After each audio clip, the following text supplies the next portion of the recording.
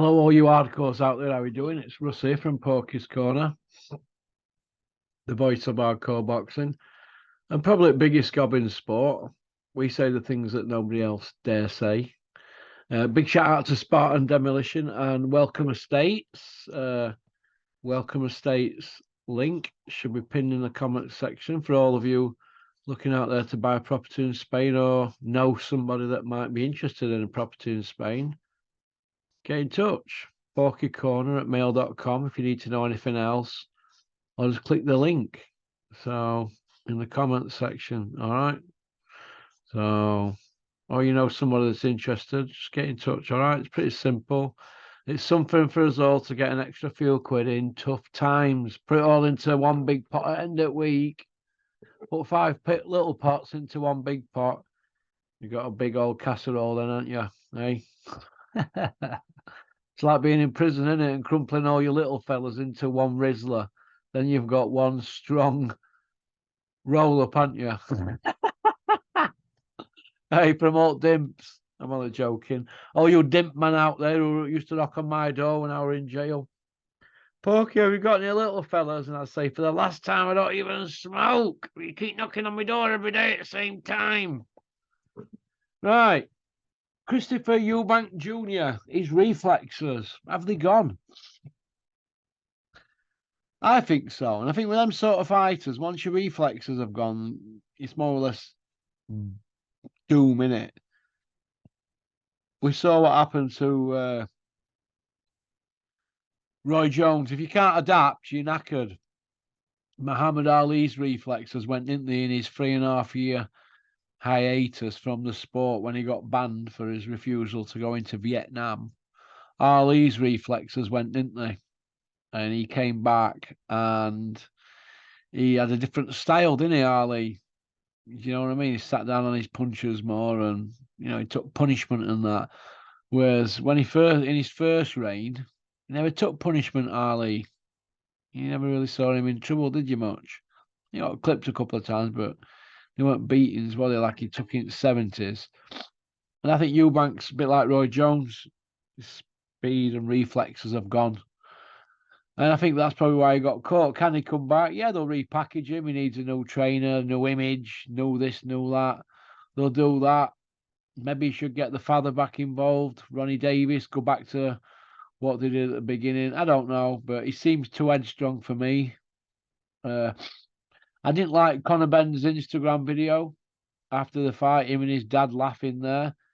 With what they've got coming then, with 2 drug charges, and they're being smug like that and laughing and that. How could you be carrying off like that? Hey, he's got it to come, him, Conor Benn. He's not been in with anybody yet, has he? Who's he fought? If Conor Benn would have done Eubank, well, why don't you go fight Beefy Smith? I don't hear you calling out Beefy. Get Beefy called out. He'll come down to 154 for you, you little upstart. He's already told you that you're a drug cheat. Beefy versus Conor Benn, yes, please. You don't even dream about Beefy, do you, Conor Benn? Old Crusher. Crushing it in gym, bruv. Got eating seats in Range Rover. Jesus. Hey? Conor Benn not being cooperative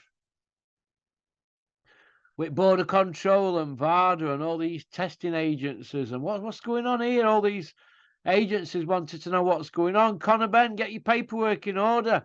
I thought you had this 270-page dossier. It makes the 9/11 report look tame, doesn't it? On Twin Towers. Hey, where's this 270-page dossier? Or has it gone the same way as Eddie Hill's footage of his amateur record? Has it gone the same way as that? Or has it gone the same way as John Fury's 100-0 on hard road, 100 by way of? We haven't had one person come forward yet. We ain't even met anybody who were ref or fair play man or spoke to any fans that were there, because none of his family have seen these fates. The lies from these people, they just keep jumping out the mouths.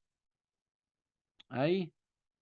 Conor Benn putting Instagram videos out laughing about a fellow countryman that's getting knocked out, who he's going to fight. Or who he were going to fight, but didn't because he failed 2 dope tests. Eh? I mean, we've got these 270-page dossier, right? This is what they're saying, but we haven't seen it. So they've gone to all that trouble, and that would have cost a good 100 and odd grand at least, right? Let me say this here. We've got this 270-page dossier, but not once has he sent for his B samples. It's a pretty. If you want to prove you're innocent, just get that B sample sent off. Then start looking at ways to get off on a technicality. Don't go for the technicality first while B sample's still on shelf. So I'll say it before and I'll say it again. Where's the B sample, Crusher Ben? You little cheat. Eh? Has Chris Eubank been wrapped in cotton wool during his career? Yeah, you'd say he has, wouldn't you, really? You'd have to say he has, because when you look at his CV, who are his best wins, really? Who's his best wins? Korobov, it's a good win. James DeGale, 2. Yildirim, 3. Arthur Abraham, 4. Renald Quinlan, 5. You know, then you're looking at your, you know, you got Spike O'Sullivan's and people like that. You know, 21-1 looks good, but really in that his record's very, very poor. But he needs respect for getting in there. Renald Quinlan, want that for the middle, super middle, wasn't it? IBO. So, you know, he fought James DeGale. I don't think he fought James DeGale for a belt, to be honest. I'm not sure. I'm not sure if he fought James. It must have hurt James DeGale, though, because he never fought after that, did he? Oh, it was for IBO, vacant super middle. Yeah, he vacated the IBF, and DeGale. Yeah. Vacated the IBF, and they fought for vacant IBO World Super Middleweight title. Yeah. Oh, well. So his best wins, you could say, James DeGale and Arthur Abraham. DeGale never fought again. And Arthur Abraham, I don't think he fought many times after that, did he? I don't think he did, you know. I think he fought one more time after that. So Eubank really got them fighters at the end. He never fought again, Arthur Abraham, after the Eubank loss. Never fought again. So he fought for a WBO International vacant after that against Patrick Nielsen. So Eubank's really been wrapped in cotton wool, you could say, couldn't he? A bit like Billy Joe, until they got to the big fights, you know, against, you know, your Groves and things like that. And this beefy one, he obviously lost to Smithsonian's, but that wasn't a mega fight then, was it? Like the Groves one were, but no, Eubank's been wrapped in cotton wool, a bit like Billy Joe.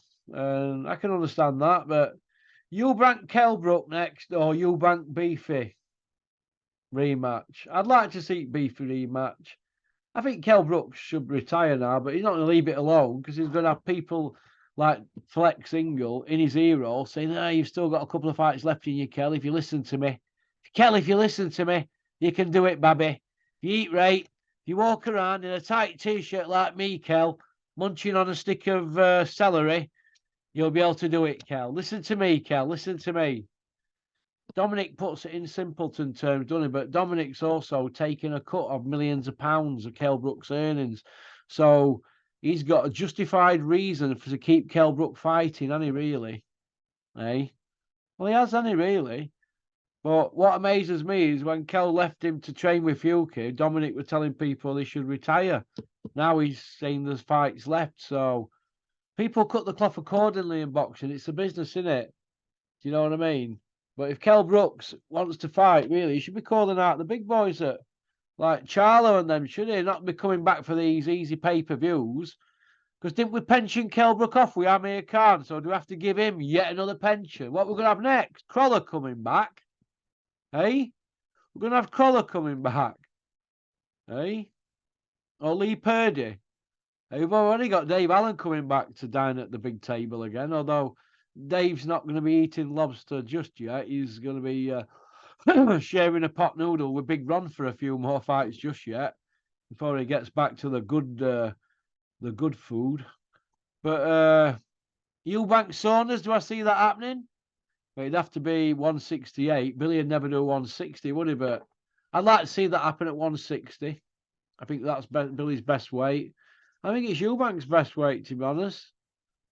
But maybe his best work is done at 168 or so. Him and Billy at 168. Can I see that? Would I like to see it? Yeah. Well, I think I see it. I don't think Billy's got another run in him. I think he's made that much money. He's not bothered. I think he's bored. What about Mark Efron against Chris Eubank at 168? Mark Efron, British and Commonwealth champion. I'm sure Joe Gallagher would take that fight in a heartbeat. I know Mark Efron would. How's about that for a fight? Hey, if you're going to go back to your weight that you're most successful at and that you're comfortable at, why not? Oh, okie dokie. Just some food for thought for you all. Okie dokie. Anybody unsure about anything? We welcome estates or Spartan Demolition or Porky's Corner. Just email me, porkycorner@mail.com. All right. Or come on Zoom and let's have a debate. I'm putting out a challenge here to all you big boxing people out there. They keep leaving comments on here, good or bad. Why don't you just test your skills against the Porkster? Come on in, let's have a chat and let's have a look at you. Let's see what you really look like. I'm only joking. Okie dokie. Maybe we should start handing competitions out, see who can out top the Porkster in a debate, 50 quid a pop, instead of handing them out to people who are interested in promoting Gary's villas. What do you reckon? That'll go down well, won't it? Gary, gives another 50, son. Okie dokie. Peace out. Keep on trucking. Keep sporting boxing. And for the lady who's just emailed earlier, Liesel, you're probably best off emailing the email I've just sent you, love, if you need to know more about properties in northern Spain, because I don't know exactly exact areas. So if you email the email I sent you, love, and somebody will get back to you. Okie dokie. Oh, for the gentleman who just left a lovely email this morning, hammering me for putting diet videos and Spanish documentary videos on my channel. This is how I look at it, lad. You always get extra boxing videos per month on here, more than what I'm asked to do. So you get extra on that. And these are just extra. You can see that they're not boxing, so just turn them off. When I walk in my house at night, right, and if there's something on telly I don't like, I turn it off. I don't sit and watch Songs of Praise on a Sunday, mate, because I don't like it. I don't sit and watch certain sports I don't like.